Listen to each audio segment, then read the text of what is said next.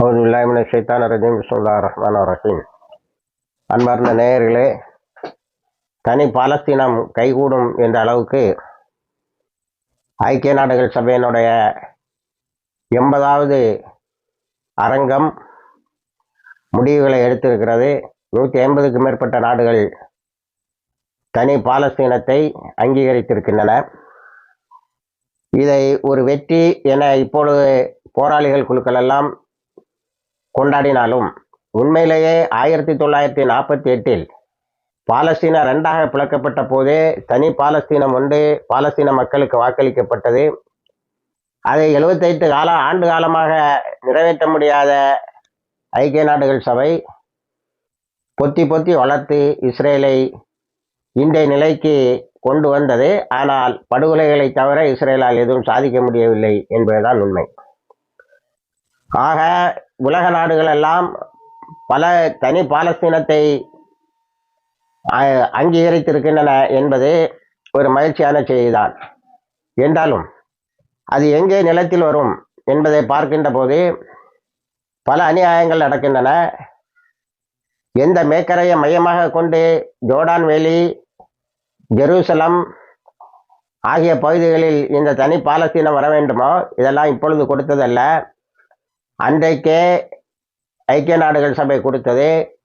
1967 யுத்தத்திலே கையகப்படுத்தினார்கள். அந்த இடங்களை இன்னும் விட்டு கொடுக்கவில்லை. இப்பொழுது தனி பாலஸ்தீனம்தான் என்று அவர்கள் அறிவித்திருக்கிற தீர்வு என்று அறிவித்திருக்கிற அந்த காலகட்டத்தில் சர்வதேச நீதிமன்றத்தால் அறிவிக்கப்பட்ட குற்றவாளி என்று அறிவிக்கப்பட்ட போர் குற்றவாளி, கூட்டுப்படுகொலை குற்றவாளி என்று அறிவிக்கப்பட்ட நெத்தன்யாகு ஒய்யாரமாக நேற்று ஐக்கிய நாடுகள் சபையினுடைய ஜெனரல் அசம்பிளியில் பேசி திமிராக பேசிவிட்டு வெளியேறுகிறான். ஆனால் அவன் பேச ஆரம்பிப்பதற்கு முன்னால் பெரும்பாலான பார்வையாளர்கள், பெரும்பாலான உறுப்பினர்கள் இவர்களெல்லாம் வெளியேறிவிட்டார்கள். பெரித்த அவமானத்துக்கு இடையே கர்ச்சித்து கொண்டு போனான் என்று தான் சொல்ல வேண்டும். ஆனால் அதை வெஸ்டர்ன் மீடியா ரொம்ப இதாக பேசினார் என்று பெருசாக பரவசப்படுத்துகின்றன. அதே நேரத்தில் பாலஸ்தீன அத்தாரிட்டி, முனாஃபிக் என்று நாம் அடிக்கடி அழைக்கின்ற அந்த முகமது ஃபத்தா அப்பாஸ் அமெரிக்காவுக்கு உள்ளாலேயே விசா கிடைக்காமல் வெளியே இருக்கிறார். இன்டர்நேஷனல் கிரிமினல் லாவகமாக உலகமெல்லாம் சுற்றி உண்டு. அமெரிக்காவினுடைய நியூயார்க்கில் ஐக்கிய நாடுகள் சபையினுடைய பொதுக்குழுவிலே பேசுகிறான். இவருக்கு விசாவே இல்லை. இந்த முனாஃபிக்கு எங்கேயோ வெளியில் இருந்துட்டு இன்னைக்கு ஆன்லைனில் பேசுவாராம். ஆக அங்கேயும் ஒரு பெரிய அநியாயத்தை தான் அவர்கள் கட்டவிழ்த்து விட்டிருக்கிறார்கள். பாலஸ்தீனம் தனி பாலஸ்தீனம் என வருகின்ற போது இந்த உலக நாடுகள் எல்லாம் அப்பாஸை தான் மையப்படுத்தி அந்த மேக்கரை, ஜெருசலம், ஜோர்டான் வேலியின் ஒரு பகுதி இவற்றையெல்லாம் தான் கொண்டு பேசுகிறார்கள். ஆனால் இப்பொழுது சத்தமாக ஜெருசலத்தை மையமாக கொண்டுதான் பாலஸ்தீன தனிநாடு என்பதை எல்லோருமே ஒத்துக்கொள்கிறார்கள். அடுத்து இதையெல்லாம் பேசிக் கொண்டிருக்கின்ற நேரத்தில் காசாவில் உள்ள படுகொலைகள் இன்னும் அதிவேகமாக சென்று கொண்டு இருக்கின்றன. அதே போல போராளிகளுடைய எதிர்ப்பும் எவ்வளவு வேகமாக முடியுமோ அவ்வளவு வேகமாக சென்று கொண்டு இருக்கிறது. அவர்களை திணற அடித்துக் கொண்டு இருக்கிறார்கள். நேற்று ரஃபாவில் இஸ்ரேலிய இராணுவத்தினர் சென்று கொண்டிருந்த ஒரு வாகனம் தலைகீழாக புரண்டது. 6 சீனியர் ஆஃபீஸர்ஸ் என்று சொல்லக்கூடிய முதுநிலை அலுவலர்கள் இஸ்ரேலிய இராணுவத்தினர் அளிக்கப்பட்டு இருக்கிறார்கள். 10 பேர் காயம்பட்டு இருக்கிறார்கள். ஒரு ட்ரோன் வழியாக அந்த தாக்குதலை போராளிகள் தாக்கி இருக்கிறார்கள். அதை செய்திகளை சொல்லுகின்ற போது some of them are from more elite troops, அதில் சிலர் மிகவும் நுண்மான் நுழைபலம் கொண்ட படைப்பிரிவை சார்ந்தவர்கள் என்று சொல்லுகிறார்கள். ஜோர்டான் பார்டர் மிகப்பெரியதொரு தலைவலியாக இஸ்ரேலுக்கு இருந்து வருகிறது. நேற்றும் வாகனத்தை ஓட்டி வந்த ஒருவன் ஜோர்டான் பார்டர் முடிந்து இஸ்ரேலிய இராணுவத்தினர் கண்ணிலே பட்டவுடன் துப்பாக்கி எடுத்து ஒரு 10 பேரை சுட்டு அழித்திருக்கிறான். 20 பேரை காயப்படுத்தி இருக்கிறான். சாதாரணமாக சுடுபவனை ஷஹீதாக்கி விடுவார்கள் என்ற செய்தி வரும். நேற்று அந்த செய்தி வரவில்லை. அடுத்தது நார்தன் காசாவிலிருந்து ஹமாஸினுடைய ராக்கெட்டுகள் காசாவுக்கு உள்ளே ஊடுருவி கொண்டிருக்கின்ற இஸ்ரேலிய படைகளையும் இஸ்தூதிலும் பயங்கரமான தாக்குதலை நடத்தியிருக்கிறார்கள்.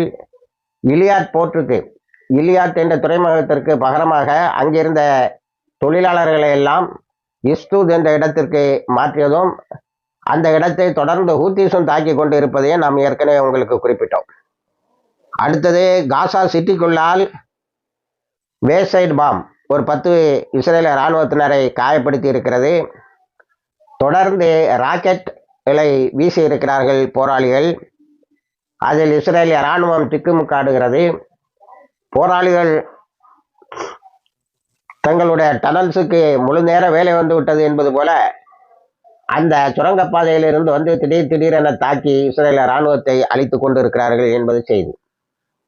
ஆனால் இஸ்ரேலிய இராணுவம் அங்கே இருக்கின்ற தண்ணீர் சுனைகள், அப்பாவி மக்கள் அப்பாவி மக்களுக்கு கிடைக்கின்ற உணவுப் பொருட்கள் இவற்றையெல்லாம் தடுத்தும் அழித்தும் வருகின்றார்கள்.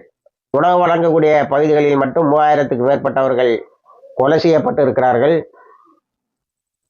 16,000க்கு மேற்பட்டவர்கள் காயப்படுத்தப்பட்டு இருக்கிறார்கள். அடுத்தது, இந்த உணவுப் பொருட்களை ஏற்றி வரக்கூடிய ஃப்ரீடம் ஃப்ளோட்டிலா, ஜமோது ஃப்ளோட்டிலா என்றெல்லாம் பேசப்படுகிற அந்த கப்பல் வந்து கொண்டு இருக்கிறது. அதற்கு வேடிக்கையாக ஒரு தலைப்பை கூட போட்டிருக்கிறார்கள், லிபியாவில் இருந்து ஒமர் முக்தார் வந்து கலந்து கொள்ளுகிறார் என்று. லிபியாவில் இருந்து ஒமர் முக்தார் என்றொரு கப்பல் இந்த பிரிவினிடையே சேர்ந்திருக்கிறது. தங்களால் முடிந்த அளவு அதை பாலஸ்தீனத்துக்கு உள்ளால் கொண்டு செல்வதற்கு சர்வதேச உதவிகளை நாடிய வண்ணமும் பல நீதிமன்றங்களிலே வழக்குகளை தொடுத்த வகையிலும் அதனை தீண்டக்கூடாது, தொடக்கூடாது என்று இஸ்ரேலுக்கு உள்ளால் வாழுகின்ற முஸ்லிம் வழக்கறிஞர்கள் ஒரு வழக்கை இஸ்ரேலின் உச்சநீதிமன்றத்திலே தொடுத்திருக்கிறார்கள். இப்படி பாதுகாப்பை தேடி ஒரு பக்கம் தேடிக்கொண்டு அந்த கப்பல் வந்து கொண்டு இருக்கிறது. ஆனால் வந்து கொண்டே இருக்கிறது, அதுதான் மிகப்பெரிய வருத்தம். அதன் பிறகு நேற்று எல்லோருடைய கவனத்தையும் கருத்தது, டச்சு பார்லமெண்ட்ல ஒரு சகோதரி பாலஸ்தீன கொடியை தன்னுடைய மேலாடையாக அணிந்து வந்தது.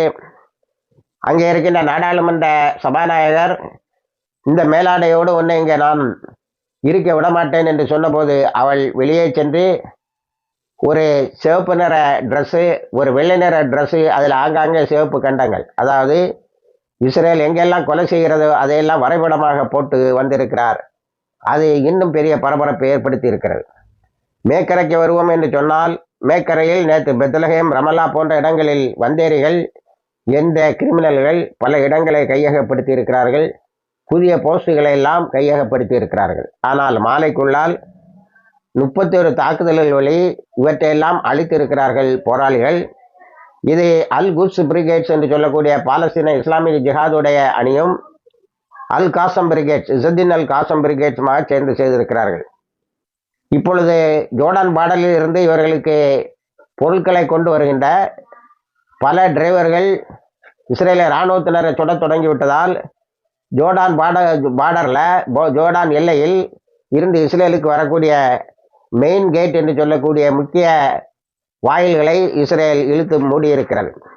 ஹூத்திஸை பொறுத்த வரைக்கும் அங்கே 16 பத்திரிகையாளர்கள் கொலை செய்யப்பட்டிருக்கிறார்கள் இஸ்ரேலுடைய இராணுவத்தால். ஆனால் அவர்கள் தொடுத்து தங்களுடைய தாக்குதலை தொடர்ந்து கொண்டு இருக்கிறார்கள். குறிப்பாக இப்பொழுது மேக்கரையில் தங்களுடைய தாக்குதலை அதிக வேகப்படுத்தி இருக்கிறார்கள். அதனால் மேக்கரையில் உள்ள குடியிருப்புகள் அழிக்கப்பட்டு கொண்டே வருகின்றன.